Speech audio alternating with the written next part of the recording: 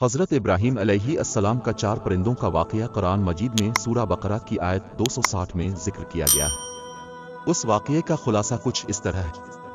حضرت ابراہیم علیہ السلام اللہ کے حکم سے ایک دفعہ اپنی قوم کو اللہ کی قدرت اور زندگی و موت کے حوالے سے سمجھانے کے لیے ایک سوال کرتے ہیں۔ حضرت ابراہیم علیہ السلام اللہ سے دریافت کرتے ہیں کہ اللہ کیسے مردوں کو زندہ کر دیتا ہے۔ اس پر اللہ تعالیٰ نے حضرت ابراہیم علیہ السلام کو ایک حیرت انگیز واقعہ دکھایا تاکہ وہ مزید دلائل کے ساتھ لوگوں کو سمجھا سکیں۔ اللہ تعالیٰ نے حضرت ابراہیم علیہ السلام کو حکم دیا کہ وہ 4 پرندوں کو لے کر انہیں مختلف ٹکڑوں میں کاٹ کر پہاڑوں پر رکھیں۔ پھر اللہ کے حکم سے ان پرندوں کے ٹکڑے دوبارہ زندہ ہو گئے اور اپنی حالت پر واپس آ گئے۔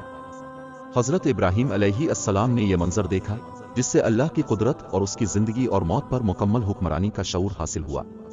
یہ واقعہ اللہ کی عظمت اور اس کی قدرت کا اظہار ہے، اور اس کے ذریعے اللہ نے حضرت ابراہیم علیہ السلام کو ایمان اور یقین کی گہرائی میں مزید اضافہ کیا۔